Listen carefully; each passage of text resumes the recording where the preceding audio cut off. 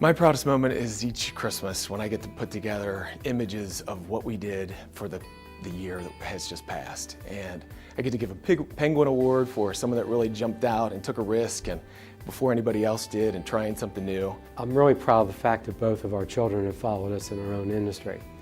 And a lot of times, children don't want to be following their parents. So we totally have so much fun together. And I think that that's what you also have to do, is balance all this work, all this stress, but have fun and love and enjoy each other for every day that's your life. Business ventures probably have taught me to be a little bit better parent, maybe a better husband as well. I've got some good feedback surrounding myself with some good folks, and I think all in all, it has helped me develop as a person, as a business person, but also as a person outside the office. The business has changed as I have changed because I've been open to learning and growing, and so the best practices that I've been able to learn, I've incorporated them and then executed them within the company. And quality is really important to me, and in our service as a concierge company, that is so important, to be really good at follow through and being trustworthy and living out our values. So what has affected me most in this business? Well, in addition to all this gray hair, it's my greatest satisfaction is when we see real change, real business results, and a greater ROI on our clients' marketing investment based upon the initiatives, the marketing ideas that we bring to their business. I guess probably the most important thing that we've learned over the years is people are the number one important thing that we do. It's about making a connection with people, both with our clients, with our employees, with vendors. You put them number one. You focus on their needs, their individual needs. Again, it's about long-term relationships. So to us, that's probably the most important thing that we've learned over the last few years. My business ventures have changed, and my responsibility, as it's grown, it's taken a bigger impact on just me and what I'm doing every day for all the families that are involved. So what lessons have I learned about leadership? It's all about the people. It's not about the leader. And you can't do it alone. And one of the things that I've learned is that you have to love them and lead them, and you got to stay in love with what you're doing.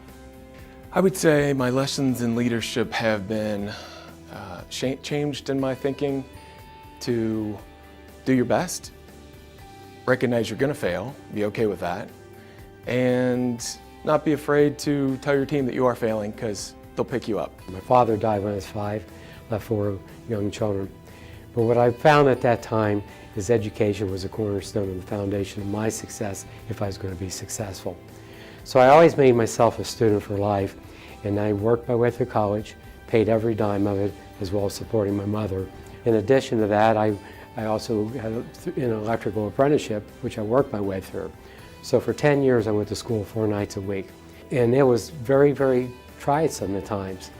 What it did, it really, I think, helped me develop the character that I have today, in appreciation of everything that I have has not just been given to me, but I've earned it each and every day.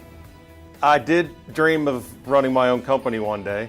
I was a baseball player, and I remember in grade school when they said, "What do you want to be when you grow up?" I said, "I want to be a professional baseball player."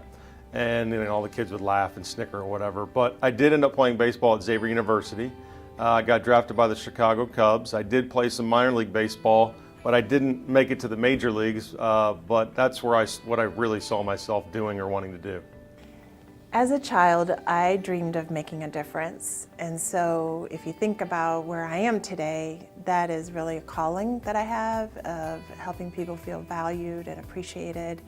I never dreamed I would be a CEO, although my mother always said, Dili, you can be the president. Oh no, you can't, because you weren't born in the United States. So, but I now am president and CEO, so it's very rewarding to see that what I set out to do to make a difference and to help people is the work that we're about. I did dream of being a business owner at one point in time, and in the technology field, and being able to work with a group of people that I love working with every day.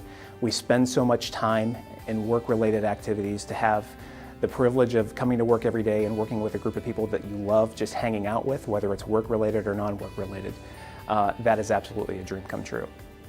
My dream was playing professional baseball, and I had to try it with the Reds, and was down at Riverfront Stadium after my senior year in college and didn't get drafted, and so I needed to find a job, and ended up starting in the family business.